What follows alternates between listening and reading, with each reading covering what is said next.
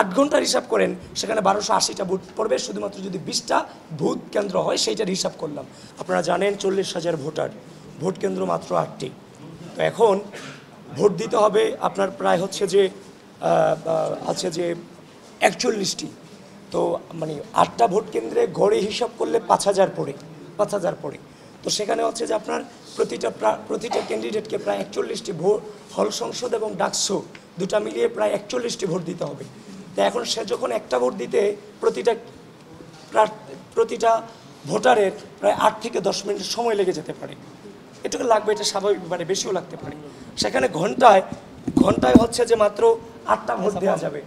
তো যদি আপনি এখানে 20টা কেন্দ্র হিসাব করেন, 8 দুগুণে 16, মানে 160টা ভোট পড়বে। মানে যদি 20টা বুথ হয় আর কি, 20টা বুথে 8টা করে প্রতি ঘন্টায় ভোট পড়লে সেখানে টোটাল 160টা ভোট পড়বে। এবং যদি সেখানে হচ্ছে যে আপনি পুরো 8 ঘন্টার হিসাব করেন সেখানে 1280টা ভোট পড়বে, শুধুমাত্র যদি 20টা ভোট কেন্দ্র হয় সেইটার হিসাব করলাম। তো যার ফলে আপনারা জেনে থাকবেন কোনো কেন্দ্রেই কিন্তু হচ্ছে যে 4,500 এর নিচে হচ্ছে যে ভোটার সংখ্যা নেই।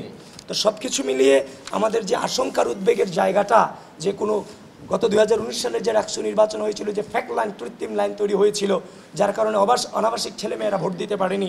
তো এইটা নিয়েও ছেলেদের মেয়েদের মধ্যে আতঙ্ক এবং শঙ্কা কাজ করছে যে 8-10 মিনিট লাগবে ভোট দিতে, একটা ভোট কেন্দ্রে এত হাজার ভোটার, আর একটা হচ্ছে যে আমরা কিভাবে এই ভোটটা দিব এত অল্প সময়ের মধ্যে।